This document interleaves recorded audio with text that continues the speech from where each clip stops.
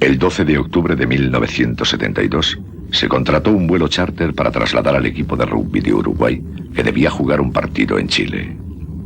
El avión nunca llegó a su destino. Fue una historia de supervivencia. Fue un increíble esfuerzo físico para salir de allí. Una lucha titánica contra el hambre, el frío, el hielo, todo. Para mí fue una increíble historia de supervivencia. El avión se estrelló en el centro de la inmensa cordillera andina. Para sobrevivir en aquellos parajes helados, tuvieron que comer la carne de los que habían muerto.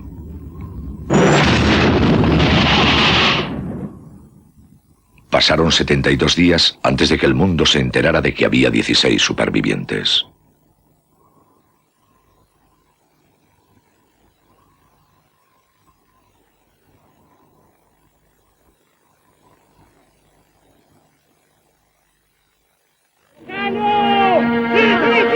You will remember, of past pupils, the team that was going to Chile and that died in the Andes, they were going to play rugby. That event happened 20 years ago, in 1972. And today, we remember those people that God called to himself on the cold, snowy mountain, the Andes.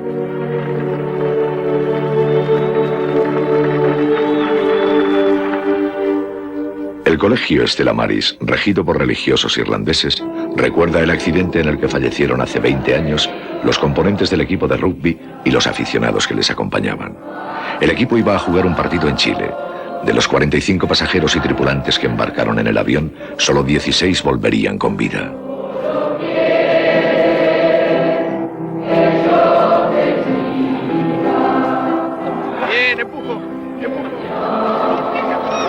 Esos 16 supervivientes siguen residiendo en la capital, Montevideo, y son miembros de la élite más influyente de la sociedad uruguaya.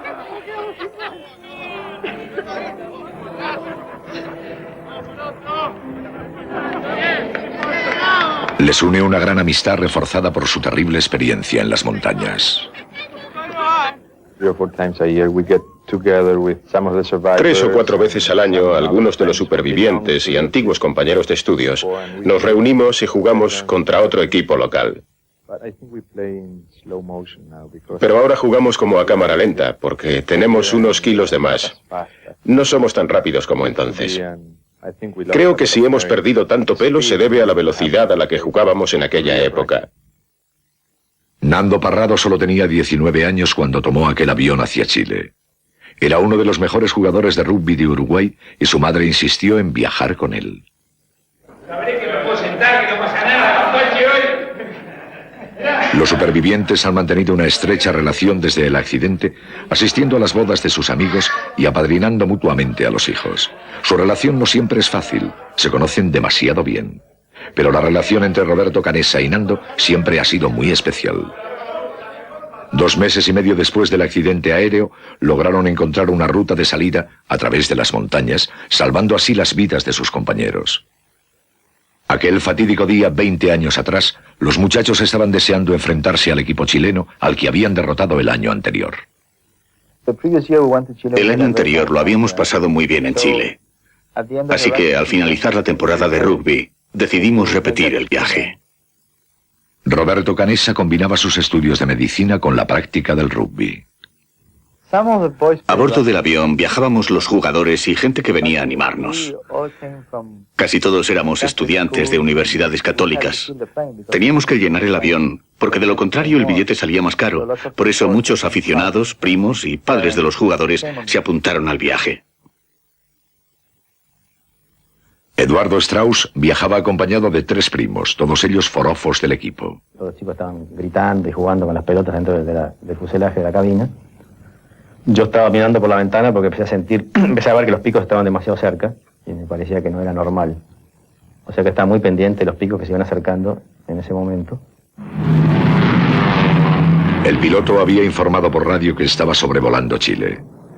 Un error de navegación que tendría funestas consecuencias. Creyendo haber superado la cordillera, pidió permiso para iniciar el descenso. Recuerdo que miré a mi izquierda y vi unas rocas negras muy próximas al ala del avión. Unos segundos después, 3, 4, 5 segundos más tarde, pude oír cómo los motores perdían fuerza, como si funcionaran a medio gas. La parte frontal del avión se elevó y a continuación se produjo el impacto. Son ruidos que nunca olvidaré. El aire colándose, el avión deslizándose, gente gritando, otros rezando, y yo aferrado al asiento esperando a que llegara la muerte, porque allí solo cabía esperar la muerte. Después el avión se paró bruscamente y vi cómo volaban los asientos por encima de mi cabeza. Cuando el avión quedó inmovilizado pensé, es increíble que siga vivo. Is Canessa okay? Yeah, he's up front. Cut. Good. Okay. One more. 20 años después, una película coproducida por Disney y Paramount y dirigida por Frank Marshall relata la dramática historia de los 16 supervivientes. La película está basada en el libro Viven, publicado un año después del rescate.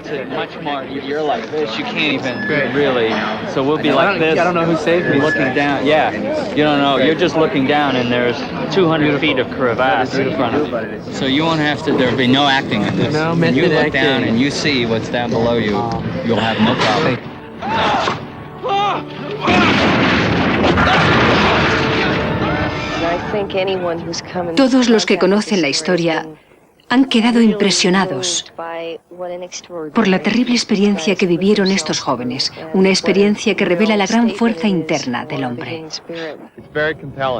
Es conmovedor, es una aventura humana, un drama, tiene emociones increíbles, es espiritual, trata del valor y tiene pinceladas de humor, una variedad de elementos que no es frecuente ver en una sola película.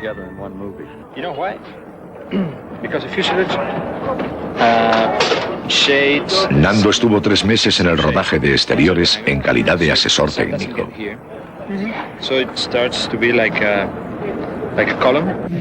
Es fantástico contar con la colaboración de alguien que vivió todo aquello y que te dice, así conseguimos sobrevivir en la montaña. El rodaje de la película reaviva en la memoria de Nando y los amigos supervivientes que le visitan viejos recuerdos que el paso del tiempo parecía haber borrado. Creo que la película ha devuelto intensos recuerdos a la memoria de algunos compañeros. Recuerdos que habían quedado bloqueados en su interior durante muchísimo tiempo. Esta es la primera vez que se abren, que hablan de esos recuerdos con sus familias. Así que en cierto modo esta película ha sido el instrumento que ha abierto su mente y su corazón.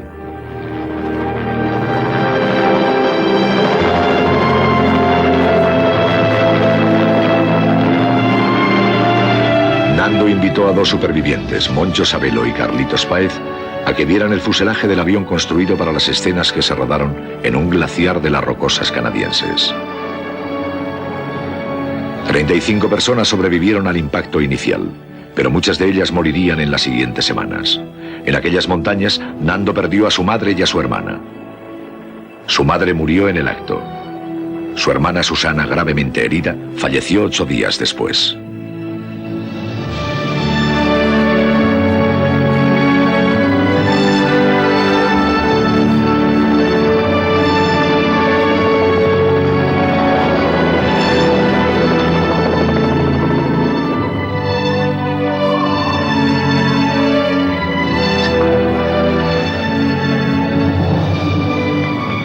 Los 3 supervivientes iban acompañados por el actor Bruce Ramsey, que interpreta a Carlitos Páez en la película. La minuciosidad con la que se había reconstruido la escena convirtió aquella visita en una experiencia perturbadora.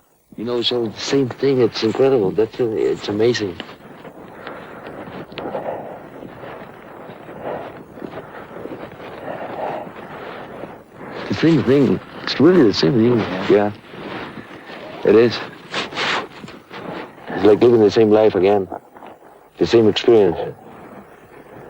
Yeah, but we know how this one will end.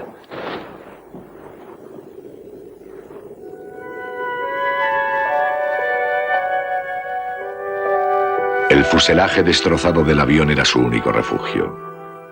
Un poco de vino y unas tabletas de chocolate su único alimento.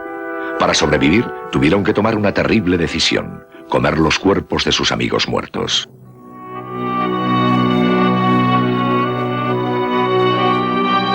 It's a very personal challenge for each one of the 16 guys who came out, I think. And something we can only share with ourselves, no? Because no one knew how we felt or we can feel now, but... You know, people defend themselves. They put some, you know, like sacks of sand, you know, on the problem. And now, this is good to take them away and, you know, to live, because it's good to feel. Carlito solo tenía 17 años. Era el pasajero más joven. Perdió a varios de sus mejores amigos en la montaña. Today I was very sad, you know, when I was coming, when I was waiting for the helicopter. But now, okay. No, it's not a happy experience, but it's an experience. It's good.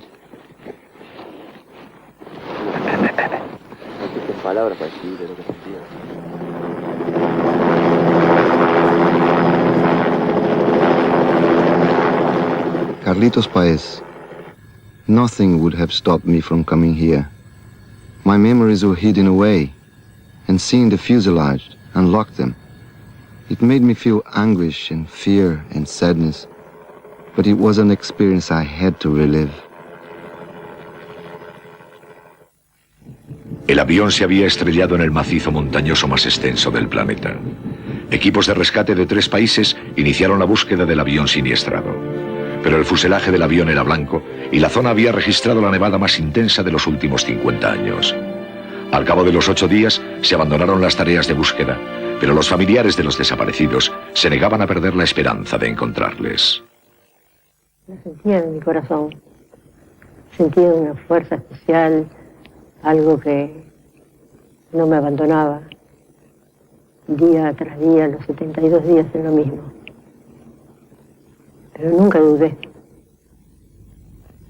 El hijo de Rosina, Adolfo, viajaba con sus 3 primos. Uno de ellos murió en el acto, pero Adolfo, Daniel y Eduardo consiguieron sobrevivir. Ay, qué difícil explicarlo, cómo fue.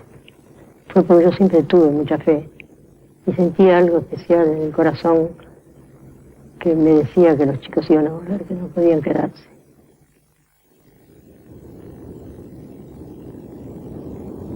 Se estrellaron en un paraje situado a 3.300 metros de altura, donde las temperaturas nocturnas alcanzaban los 40 grados bajo cero. Era imposible sobrevivir con unas cuantas tabletas de chocolate. Y yo le comento a la persona que tenía más en confianza al lado mío, que era mi primo Daniel Fernández.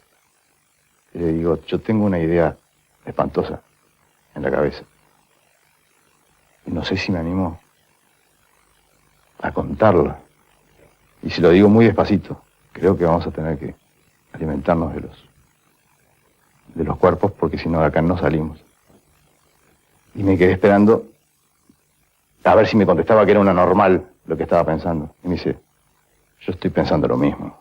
Y digo, bueno. Daniel Fernández recuerda la repulsión que sintió al principio. Lo que significó para él tomar aquella decisión. No, porque no era tan fácil. No era lo mismo que abrir una heladera y sacar una botella de leche. Me estaba comiendo un amigo.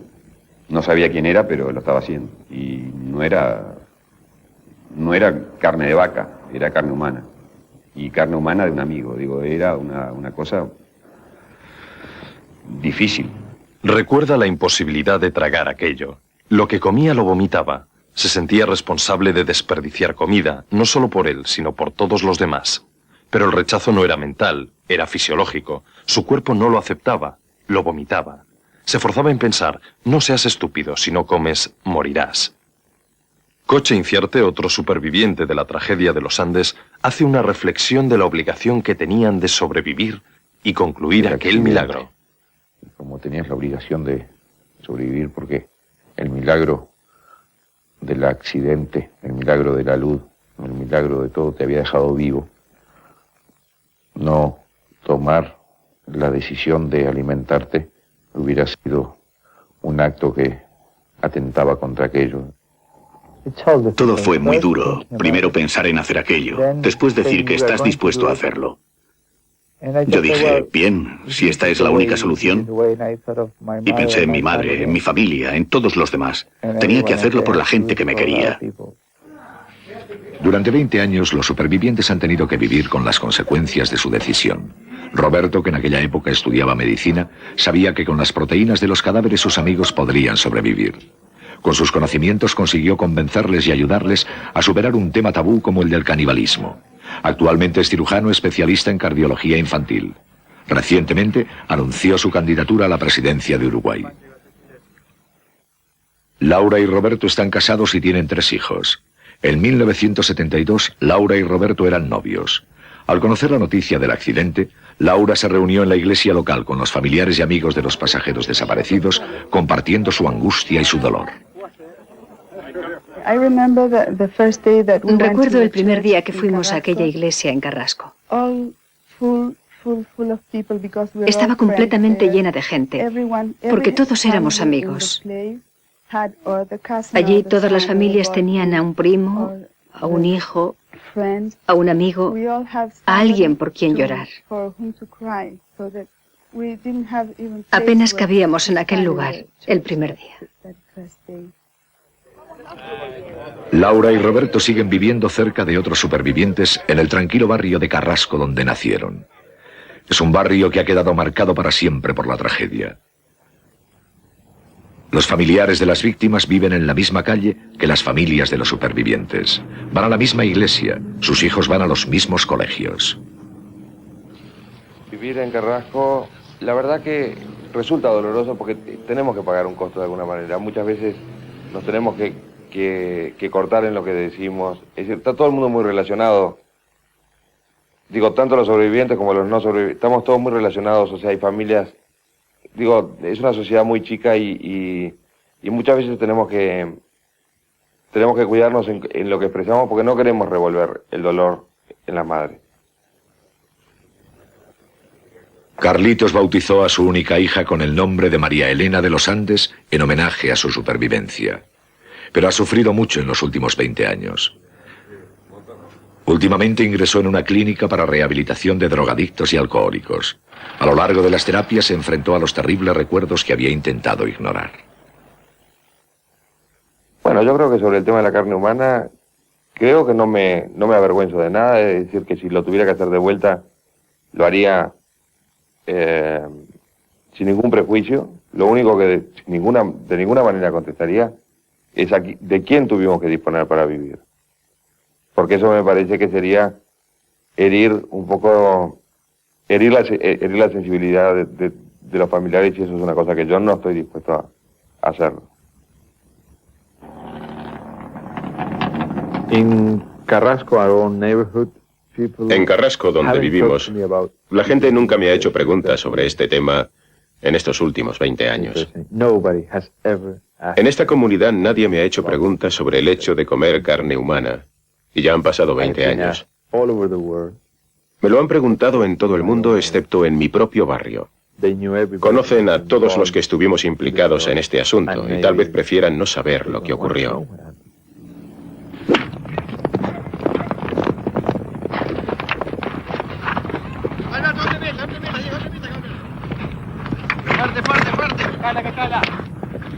Nando se ha convertido en un próspero hombre de negocios y en un personaje famoso de la televisión. Su mujer, Veronique, ganó un concurso de belleza hace unos años.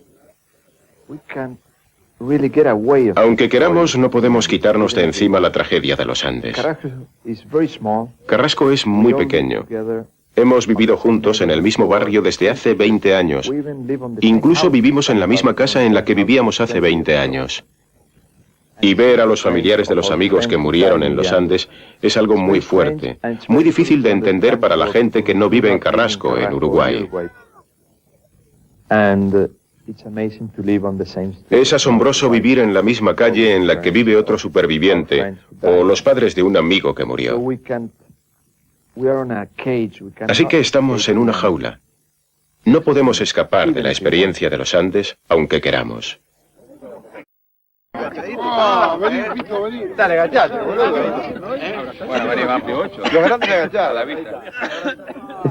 Es una hermandad. Cuando ahora estoy junto a ellos, después de haberles visto llorar, reír, desesperarse, les conozco tan profundamente que cuando estoy en desacuerdo con algo que dice alguien, sé exactamente quién lo ha dicho y por qué.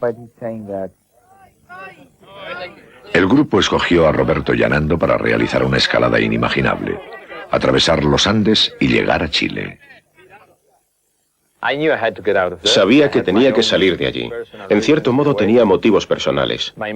Mi madre y mi hermana viajaban a bordo del avión y habían muerto.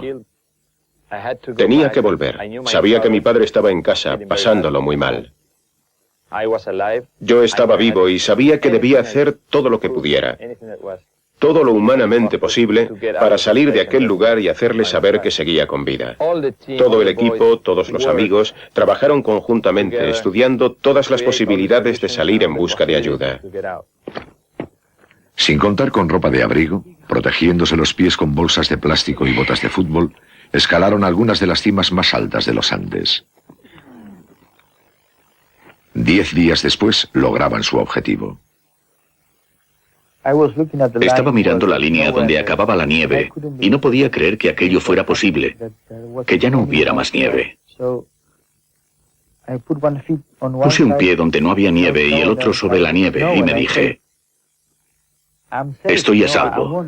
Ya sé que no voy a morir, sé que aún tengo que rescatar a mis amigos, pero esta es la línea de la vida.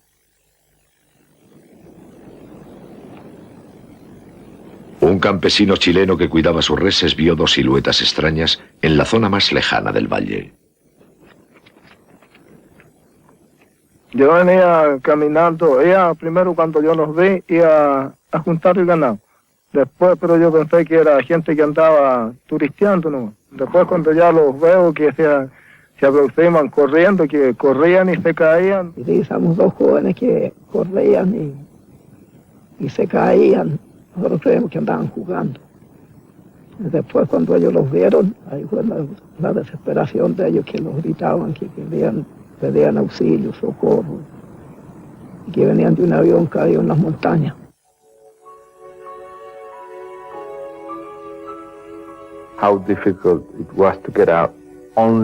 Fue terriblemente difícil salir de allí. Eso solo lo sabemos 2 personas en todo el mundo, Roberto Canessa y yo.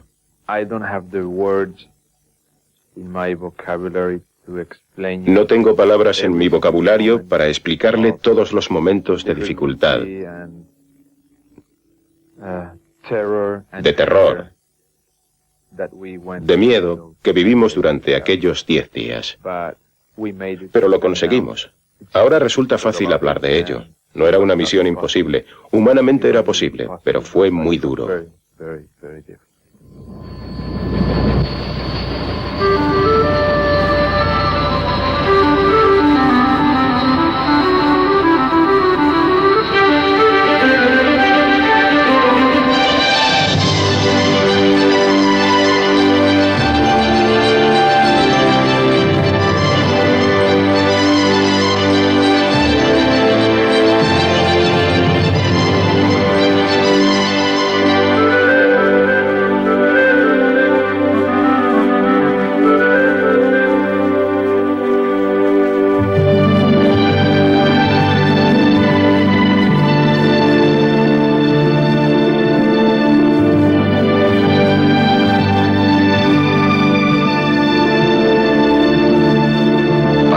Los supervivientes eran la prueba palpable de que se había producido un milagro. Habían estado perdidos en las montañas durante 72 días y habían conseguido salvar sus vidas. Los muchachos contaron a sus familias y a los médicos del hospital cómo habían conseguido sobrevivir tanto tiempo. Ahora que habían vuelto a casa, pensaron que debían justificar su decisión de comer los cuerpos de los fallecidos. Muchos sectores de la religión católica lo vieron como un pecado, cosa que a nosotros jamás se nos pasó por la mente. Y ahí está la explicación. Cosa que nos molestó mucho en aquel momento, ¿no? Cuando la gente cuestionaba si era pecado o no. Realmente nos indignaba. Cuando jamás se nos pasó por la mente que podía haber sido un pecado. Se ofició una misa a la que solo asistieron los supervivientes y sus familiares. Le pidieron al joven padre Rojas que les confesara. El padre Rojas no lo consideró pecado. Porque no había culpabilidad. No era un pecado, y la Iglesia tampoco lo considera un pecado. Ninguno de los 10 mandamientos, dice el padre Rojas, nos prohíbe alimentarnos con la carne de una persona muerta. No habían hecho nada malo, y así lo manifestó el obispo. Él mismo lo explicó diciendo que podía considerarse como una transfusión que se le hace a una persona enferma. Es poner la sangre de otro en uno para que siga viviendo. Y eso no solo está permitido, sino que es una obligación. Lo importante era seguir viviendo. Álvaro Mangino estaba preparándose para ingresar en la universidad. Durante muchos años vivió obsesionado por lo que había hecho. Bueno, al principio tenía como una vergüenza, como que escondía algo de lo que había pasado, como que me sentía mal por lo que había hecho. Pese a que todo el mundo me decía que estaba bien lo que había hecho, mis amigos, mi mujer, el padre de San Fernando, cuando nos confesamos, los médicos, pero yo adentro mío tenía ese sentimiento como de culpa que me costó muchos años liberarlo y sacármelo de adentro. ¿Ah? Por más que nunca nadie me juzgó por lo que había hecho, era yo el que me juzgaba. ¿Ah? Y poco a poco me fui liberando de todo eso, hasta que un día me di cuenta que no tenía sentido tener vergüenza de todo eso, que era una cosa natural que habíamos hecho y que era lógica y que la volvería a hacer hoy en día si me tocara vivir lo mismo. Los supervivientes volvieron a Uruguay como héroes nacionales. Desde la victoria del equipo nacional en los mundiales de fútbol de 1950, no se había visto nada parecido. Pero empezaron a circular historias sobre prácticas de canibalismo. Un diario chileno publicó en primera página la foto de 2 piernas humanas semidevoradas tendidas sobre la nieve junto al avión. La prensa internacional exigía respuestas. Todos los supervivientes eran fervientes católicos. En la montaña algunos se habían consolado pensando que al comer los cadáveres de sus amigos estaban compartiendo una especie de comunión mística. Pancho Delgado era estudiante de Derecho. Los supervivientes le designaron para explicar el caso a la prensa. Jesús en la última cena, tú le lees en la Biblia, repartió su cuerpo y su sangre entre sus apóstoles. Y ahí en ese momento nosotros sentíamos que si Dios existía y estaba tan cerca nuestro, lo único que teníamos nosotros de manera superior era teniendo una comunión igual que la que él había ofrecido a sus apóstoles, tomar el cuerpo y la sangre. Pancho asegura que fue la voluntad de Dios y la de todos los componentes del grupo. En aquel momento hicieron un pacto. Si alguno de ellos moría, los demás podrían disponer de su cuerpo para poder sobrevivir.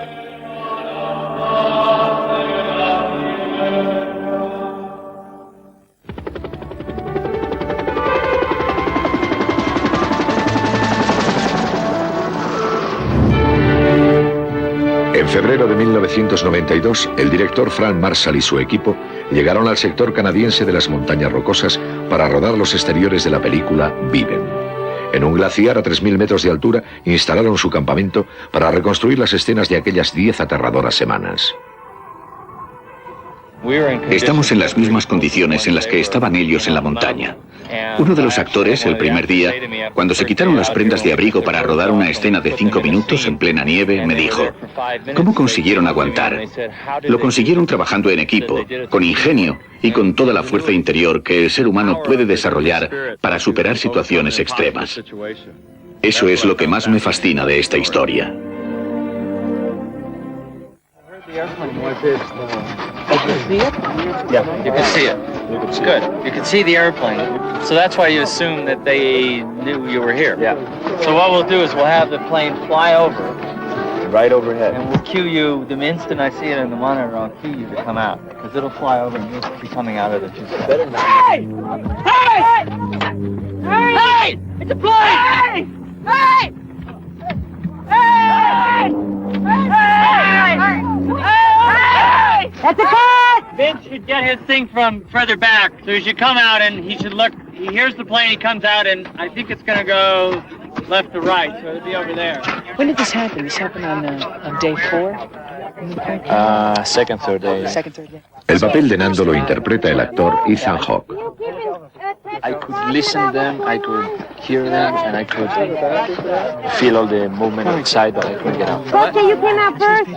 All the guys that go up the group. Todos los supervivientes están de acuerdo en que deben sus vidas al esfuerzo de todo el grupo, pero la fuerza y el valor extraordinario de Nando le han convertido en el héroe de la historia.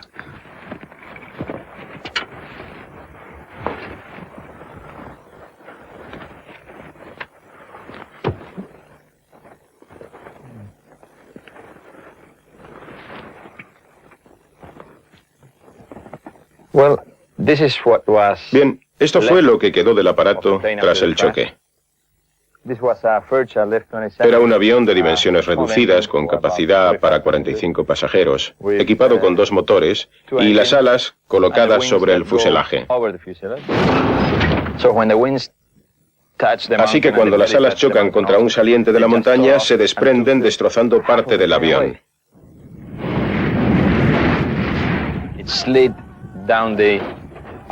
El fuselaje se desliza montaña abajo y queda inmovilizado a unos 1000 metros de la cima. Una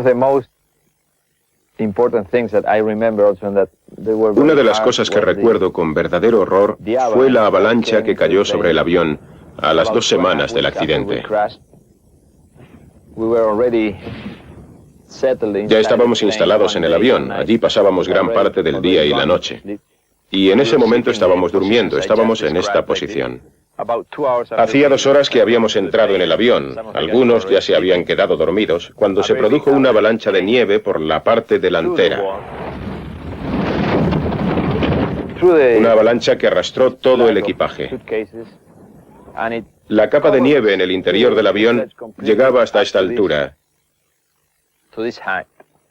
Nuestras cabezas estaban a esta altura, aquí, y de repente nos vimos completamente enterrados en la nieve sin poder movernos. Cuando se vieron bajo la nieve, algunos sintieron que aquello era el principio de la vida. Sentí un placer enorme, una sensación como que algo me llamaba y que no podía parar ni frenarme, y con muchas ganas de seguir hacia eso, ¿no? Una satisfacción y una sensación de plenitud, de placer, de tranquilidad. Y cuando sentí que estaba por llegar a algo, mi primo me estaba destapando la nieve de la cabeza.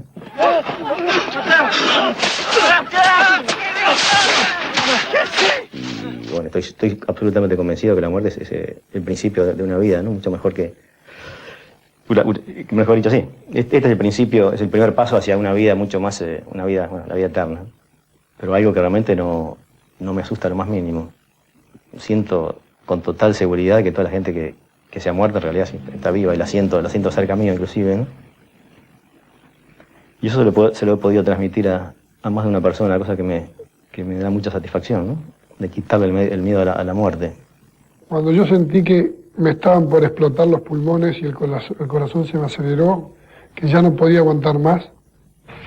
Toda su vida desfiló ante sus ojos como un flash.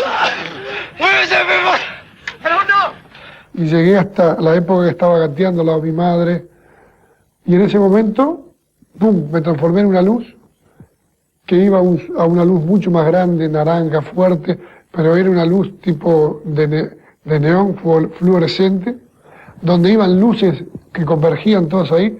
Había una paz increíble, no había ansiedad, uno se sentía en el paraíso, y en ese momento...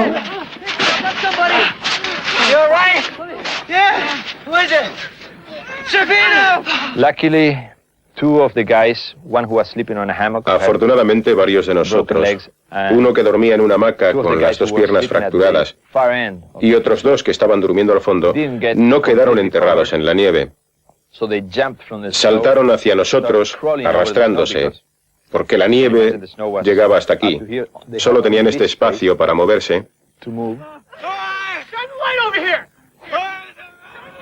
Y empezaron a buscar las cabezas, las bocas de los que estaban durmiendo, no sus cuerpos, porque sabían que solo disponían de 2 minutos.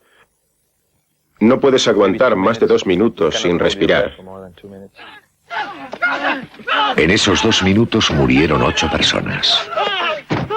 posterior a la luz te diría que hay una especie de sensación de nueva sociedad, donde hay una especie de como sentimiento de la necesidad de ser un grupo muy unido, muy unido para vencer a la montaña que nos estaba castigando demasiado. Y ahí surge como una especie de religión de esa sociedad, que la religión era ser uno solo. Siendo uno solo, lográbamos vencer a la montaña. Los muchachos sabían que debían organizarse debidamente para salir de allí. Tenían una radio de transistores en la que escucharon que se habían abandonado las tareas de búsqueda. 3 de ellos intentaron llegar hasta la cola del avión que se había desprendido cerca de la cima de la montaña. Fue una escalada que estuvo a punto de costarles la vida. Os propongo un plan. Elijamos un equipo para buscar la cola. Yo también. Les daremos las mejores raciones, la ropa de más abrigo y dentro de una semana saldrán en busca de la cola. Volverán con las baterías y conectaremos el transmisor. Allá arriba hace frío. Yo no iré otra vez. Ni yo tampoco. Yo me quedé ciego en las primeras excursiones esa que hice porque escalando la montaña el sol viene por la espalda y se refleja en la nieve y esto hace como un espejo y me quemó las córneas. Al igual que Roberto Canessa, Gustavo era estudiante de medicina, pero tras el accidente abandonó la carrera. Recientemente ha vuelto a reanudar sus estudios. ¿Pensaste en alguien, en algo? Nos agarró la noche y el frío era tan fuerte, tan insoportable, que la única manera era poner uno acostado con la espalda en la nieve, uno en el medio como un sándwich y otro arriba. Cada media hora nos parábamos y nos pegamos piñas en la cara, golpes en el cuerpo, para producir vasoconstricción, calor. Y le tenías que pedir que te pegue, que te pegue, que te pegue. Y cuando estábamos congelados y uno tenía ganas de orinar, te orinaba las manos y a 37 grados en la temperatura del cuerpo, eso era como un masaje increíble. Las manos estaban así y revivían. Mientras esperaban que mejorara el tiempo, se hacían fotos unos a otros.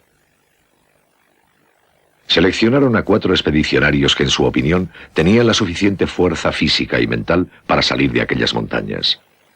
Les equiparon con las mejores ropas de abrigo, les alimentaron con los mejores trozos de carne humana. Los primos Strauch se encargaron de la siniestra tarea de racionar la comida. Tuvimos la responsabilidad de cortar y de distribuir. Era una cosa muy importante para la sobrevivencia, el tener un control muy especial de eso, porque era básico para poder sobrevivir. Como hablábamos hoy de la energía, ¿no? Era poco. El petróleo del mundo actual era eso. Entonces eso había que usarlo muy racionalmente, si no. Además, todos estuvieron de acuerdo en que fuéramos nosotros. De que nosotros fuéramos los únicos que tocáramos los cuerpos en ese momento. Si lo hacíamos nosotros no lo iba a hacer nadie. Y entonces de esa manera los demás también tenían una garantía de que había un control y de que las cosas estaban haciendo efectivamente en orden. El grupo podría sobrevivir con sus raciones de comida siempre que no perdieran la esperanza. Los que se dieron por vencidos fallecieron. Digo, es mi teoría, pero se cumplió en la mayoría de los casos.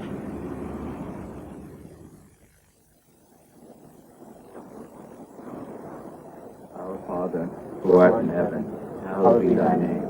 Thy kingdom come, thy will be done, on earth as it is. Algunos escribieron cartas que nunca podrían entregar personalmente aunque intentaban autoconvencerse.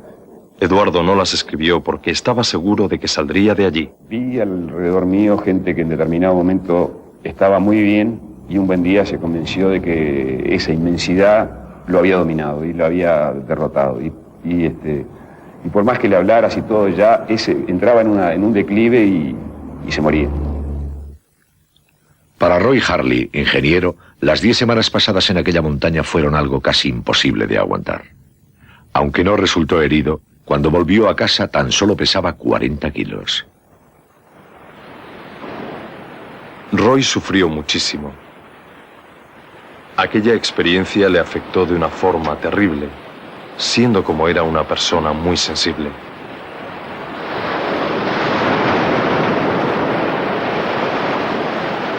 Fue más doloroso que para los demás. Lo vivió todo de forma mucho más angustiosa que el resto de sus compañeros.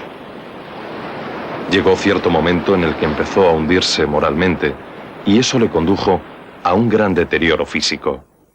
Pero si bien el frío, el hambre, la muerte, fue muy difícil, yo creo que hubo algo que para mí fue lo que más nos dolió y nos dolía a todos, que era el pasar del tiempo. Ir viendo que el tiempo pasaba y pasaba. A partir de la 9ª semana, Roy empezó a darse cuenta de que habían pasado más de 2 meses y seguían perdidos en aquellas montañas. Nadie venía a rescatarlos, y eso le hundió.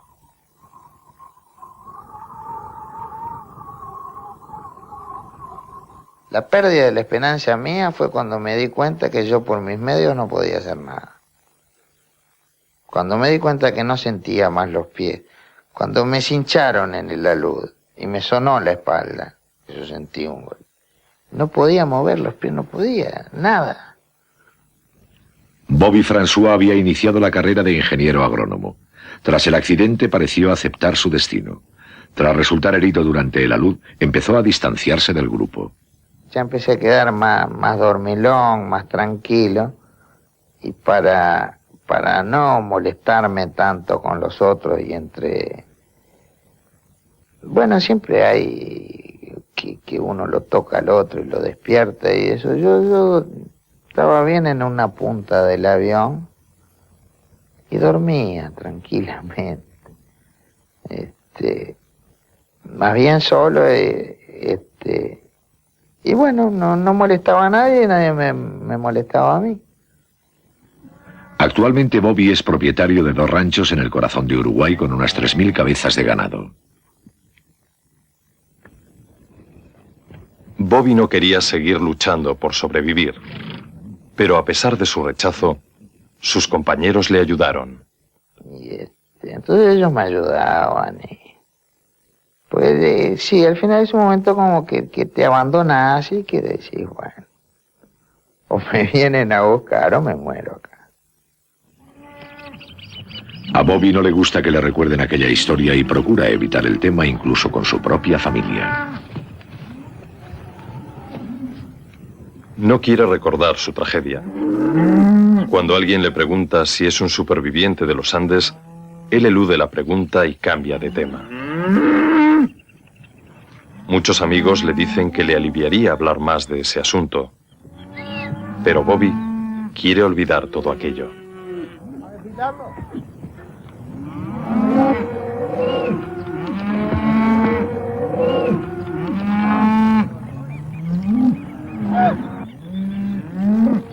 Yo creo que lo importante de lo que nos tocó vivir fue los sentimientos que se vivieron a diario, lo que eran los amigos, lo que era tener una discusión, tener una pelea y después darse un abrazo. Descubrieron lo que significa realmente compañerismo. Hablaban continuamente de Dios, rezaban, pensaban que debía de haber una razón para tanto sufrimiento, que Dios les estaba pidiendo algo. Se sentían muy unidos a Él.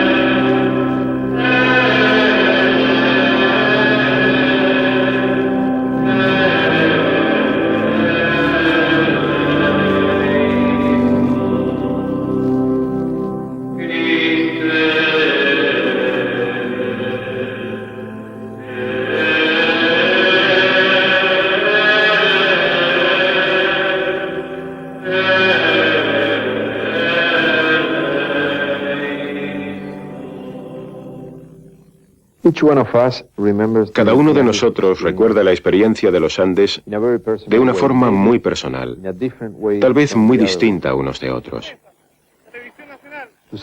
Para algunos aquello supuso una experiencia espiritual.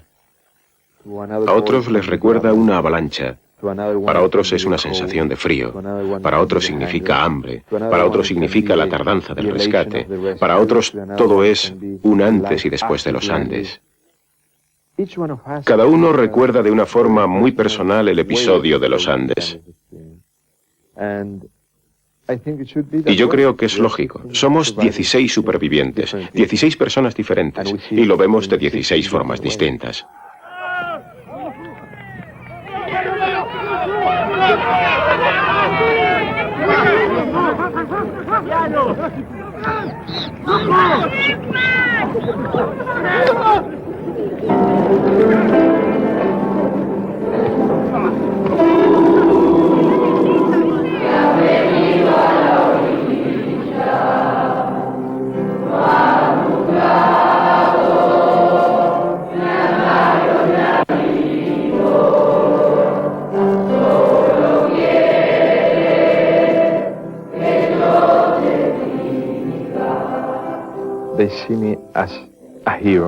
Me ven como un héroe, me llaman héroe, pero dentro de mí sé que no soy un héroe. No quise tener ese accidente. No quise pasar los 72 días más terribles de mi vida en aquel lugar. No quise sentir lo que sentí.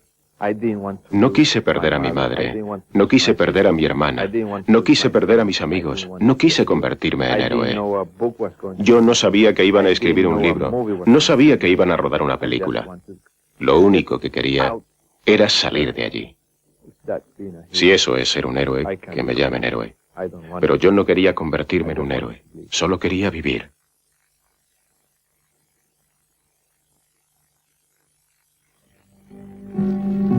Queremos agradecer a los supervivientes y a sus familias la ayuda prestada para la realización de esta película.